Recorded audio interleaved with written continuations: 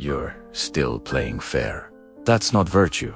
That's self-sabotage with better branding. You explain yourself when no one asked. You keep your word to people who never plan to keep theirs. You confuse being a good person with being untouchable, and then you act surprised when you are overlooked, outmaneuvered, quietly disrespected. Here's the joke, and you're the punchline. Fairness isn't a moral standard. It's a control mechanism for people who don't know how power actually moves.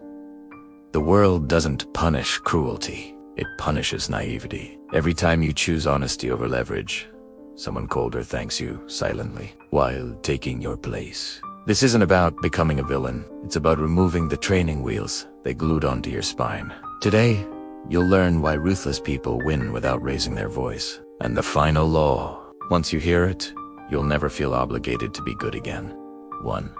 Fairness is a story told to control the weak. Machiavelli once wrote, "Men are so simple and so much inclined to obey immediate needs that a deceiver will never lack victims." Fairness is not a universal law. It is a bedtime story told to adults who still want the world to clap for them after trying hard.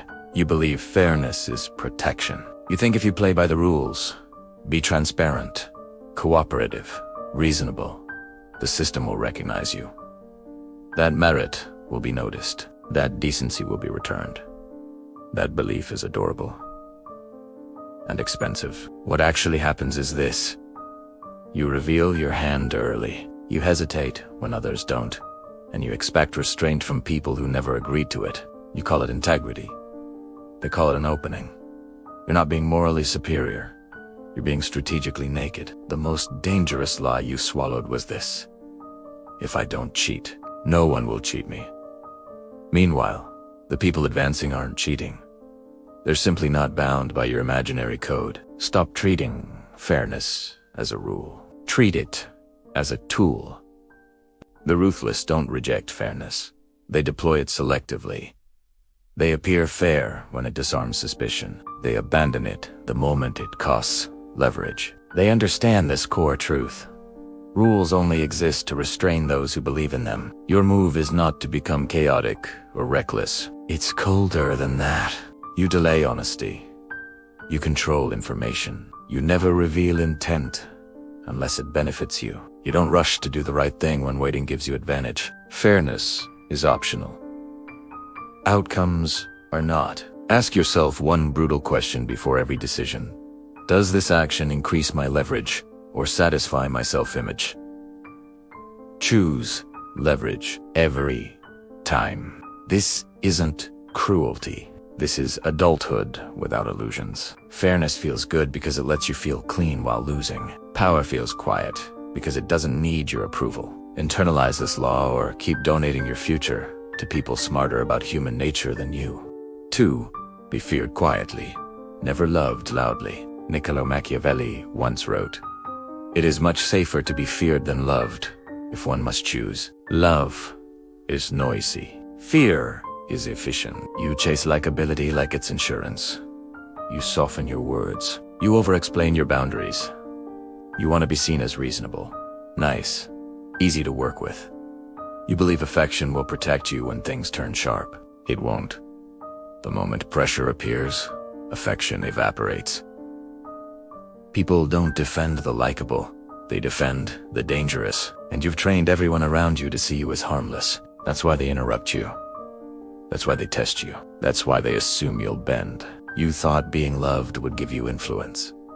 All it did was give others confidence that you wouldn't retaliate. Fear doesn't mean threats. It means consequences, delivered once, cleanly, and remembered forever. The ruthless never broadcast dominance. They let reputation do the work. They respond late, not instantly. They withdraw access without explanation. They enforce boundaries without emotion. No speeches, no warnings. Just action. You don't correct people loudly. You correct them once, privately and decisively. And if it happens again, you don't argue, you remove privilege. Silence becomes the punishment. Here's the uncomfortable truth. People behave better around those who might walk away than those who beg to be understood. Fear should be subtle, almost deniable. The kind that makes people choose their words carefully around you without knowing exactly why. Be polite, be calm, be distant, and never rush to prove you're harmless. If fairness controls the weak, love sedates them. Fear, properly applied, organizes behavior. And here's the part no one tells you. Once you're feared quietly, people will start calling you respected. They'll say it with admiration. You'll know the truth. Respect is just fear that learned manners. 3. Weaponize predictability. The wise man does it once, what the fool does finally, Balthazar Gracian said. Predictability isn't honesty, it's exposure. You pride yourself on being consistent. Same reactions, same principles, same emotional tells. People don't have to guess how you'll respond. They've already run the simulation. You get angry when disrespected. You explain when challenged. You rush to fix tension. Congratulations. You've just handed everyone the user manual to control you, and you call this being authentic. Here's the brutal joke. Authenticity is only admirable when you're powerless. Once you want influence, it becomes a liability. Humans don't fear what they understand. They exploit it. The reason people push your buttons so easily is because you labeled them for them. You don't eliminate predictability. You concentrate it. The ruthless allow one thing to be known: their standards. Everything else stays fluid. Mood, response time, emotional range, unreliable, inconsistent, untraceable.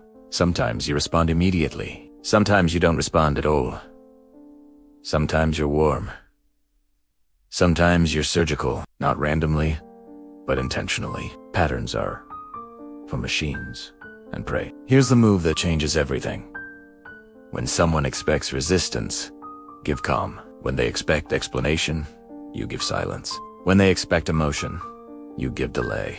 Uncertainty is not confusion, it's pressure. People begin managing themselves around you. They rehearsed before speaking. They hesitate before testing boundaries. Not because you're loud, but because you're unreadable. Meanwhile, you study their patterns, their insecurities, their tells. Predictability in others is leverage in your hands. You are the variable. They are the constant. Most people are predictable because it feels safe, but safety is for people who don't intend to win. Here is the quiet truth whispered in rooms you are not in yet. Power belongs to the man who can be counted on only for results, never reactions. Be stable in outcome. Be unstable in behavior. 4. Never reveal motive, only outcome. He who knows how to conceal does not need to lie. Niccolo Machiavelli said. Explanation is the poor man's alibi. You explain yourself compulsively. You justify decisions. You narrate your thinking as if clarity will earn you safety. You believe transparency builds trust. It doesn't. It builds targets. Every reason you give becomes something others can negotiate, attack, or guilt you with later. You think you are being fair. What you are actually doing is giving people a map of your values. And maps are meant to be exploited. You don't owe anyone your inner calculus, but you hand it over freely, like you're afraid silence might be mistaken for weakness. Here's the irony. The more you explain, the less authority you appear to have. Power doesn't defend itself. It acts. Outcomes speak.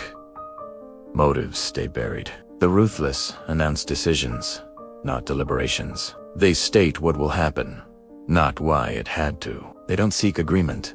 They create reality and let others adjust. When questioned, you don't justify. You repeat the outcome, calmly, briefly. If pressed again, you reduce words further. Silence is not avoidance. It's dominance. This does two things at once. First, it removes the emotional hooks people use to manipulate you. Second, it forces others to project their own explanations onto you, which is far more intimidating than the truth. Ambiguity multiplies authority. You don't say, I had to do this because. You say, this is how it's going to be. And then you stop talking. Those who matter will adapt. Those who don't will reveal themselves by how loudly they protest. Here's the secret. Most people never grasp.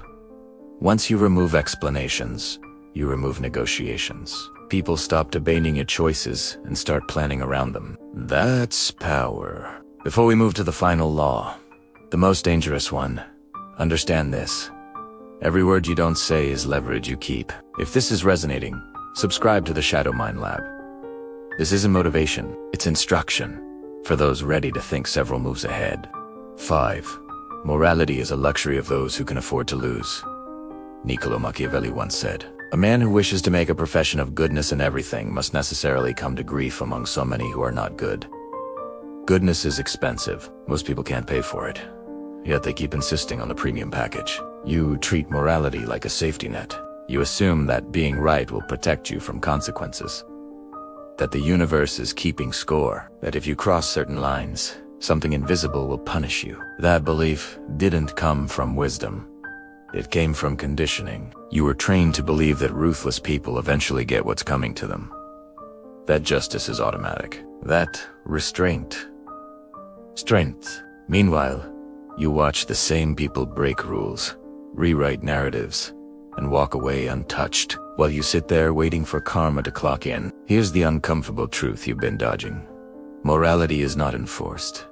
It's optional, and it's usually upheld by people who benefit from you keeping it. This is not a call to become cruel. It's a call to become situationally ruthless. The ruthless don't abandon morality. They subordinate it to survival and advantage. They understand context. They choose principles after securing position, not before. They know that ethics without power is just decoration. Your new rule is simple and cold. Never let morality cost you leverage. If a moral action strengthens you, use it publicly. If it weakens you, delay it, disguise it, or discard it. You don't confess unless confession buys immunity. You don't sacrifice unless sacrifice buys loyalty. You don't forgive unless forgiveness makes you untouchable. This is how power actually thinks, quietly, without applause. Once you accept that morality is a tool, not a leash, you stop feeling guilty for winning. You stop explaining yourself to imaginary judges. You stop hesitating at the moment others advance. And here is the dark humor in all of this. The same people who preach virtue will call you principled the moment you are successful. Victory rewrites ethics retroactively. This is the law that ends illusions, the one that makes all the others permanent. Once you stop needing to be good, you become free to be effective. That freedom is why most people never win, and why a few never lose. You can forget everything you just heard and return to your old habits. Be fair. Be liked. Be predictable. Explain yourself. Wait for morality to save you, and you'll get exactly what you've always gotten. Used, outrun, and quietly replaced by people who understood the game while you argued about the rules. These laws are not philosophy. They're irreversible once seen. You don't unknow them. You either apply them, or you become the example others learn from. Power doesn't announce itself. It notices. Who hesitates? So choose carefully. Because the moment you go back to playing fair, someone colder will step forward and thank you for the opening. If you're ready to stop lying to yourself and think like the few who actually win, join the inner circle. Like the video. Subscribe to the Shadow Mind Lab.